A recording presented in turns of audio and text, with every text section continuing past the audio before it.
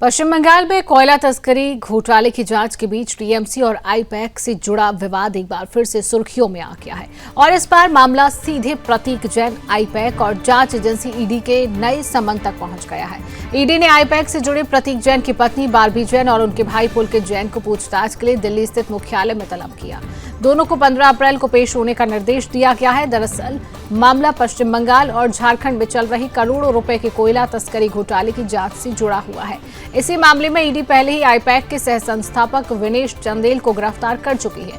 जिस आईपैक को लेकर राजनीतिक रणनीति और चुनावी प्रबंधन की चर्चाएं होती रही हैं, वही संस्था अब जांच एजेंसियों के रडार पर लगातार सवालों के घेरे में है और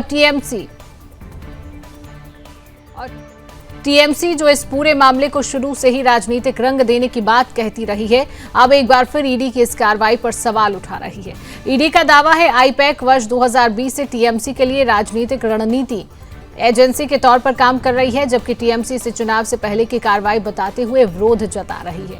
यानी एक तरफ जांच एजेंसी की सक्रियता तो दूसरी तरफ राजनीतिक आरोप प्रत्यारोप का सिलसिला लगातार तेज होता जा रहा है। अब देखना यह होगा कि प्रतीक जैन, आईपैक और टीएमसी से जुड़े इस पूरे मामले में जांच आगे क्या नया मोड़ लेती है या फिर यह विवाद और गहराता है।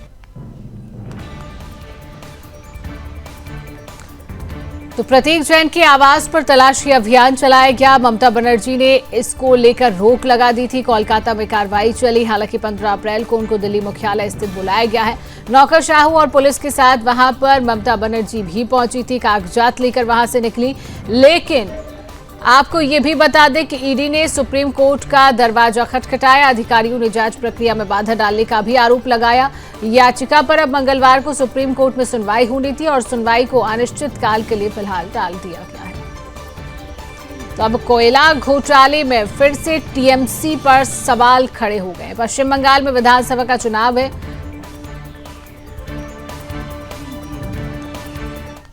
और इसी खबर पर और अधिक जानकारी ले लेते हैं। हमारे साथ पश्चिम बंगाल की ब्यूरो चीफ संगीता झा जुड़ चुकी है। संगीता, कोयला घोटाले पर अब टीएमसी फिर से सवालों के घेरे में घिर गई है। क्या कुछ अपडेट है इस पूरे मामले को लेकर फिलहाल, संगीता? बिल्कुल शिवांगी, देखिए जैसे जैसे चुनाव नजदीक आ रही है, हम देख रहे हैं किस तरह से ईडी जैसी बीच में आई है। ईडी का मामला जैसे आया, एक सियासी भूचाल जो है वो पश्चिम बंगाल में अभी देखने को मिल रही है। ईडी ने बड़ा एक्शन लेते हुए किस तरह से प्रतीक जैन के परिवार तक देखिए अब जांच का जो दायरा है वो बढ़ गया है। उनकी पत्नी बारबी जैन और साथ ही भाई पुलकित जैन को भी समन भेजा गया है और 15 अप्रैल यानी कि आज दिल्ली मुख्यालय में उन्हें पेश होने का आदेश दिया गया है। तो देखिए जिस तरह से कोयला घोटाले से जुड़ा हुआ ये मामला जो है, इसके पहले हमने देखा था कि किस तरह से आईपैक के ऑफिस में जब ईडी आई थी जांच करने के लिए, उस दौरान किस तरह से मुख्यमंत्री ममता बनर्जी खुद पहुंच जाती है और फाइल लेके निकल जाती है।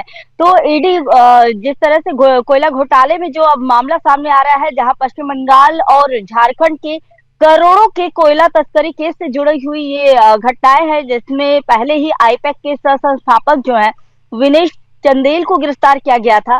उन्हें दिल्ली से ही गिरफ्तार किया गया था। इसके बाद देखिए आईपैक और टीएमसी का जो कनेक्शन है, इसकी अगर हम बात करें शिवांगी, तो मैं आपको बता दूं कि आईपैक 2020 से ही टीएमसी के लिए चुनावी रणनीति बना रही है। चंदेल के पास कंपनी में देखिए जो ये कहा जा रहा है कि 33% जो है हिस्सेदारी थी।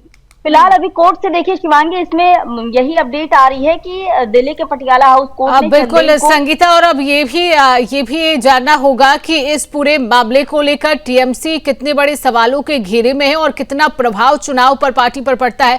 फिलहाल संगीता, तमाम जानकारी साझा करने के लिए आपका बहुत बहुत धन्यवाद।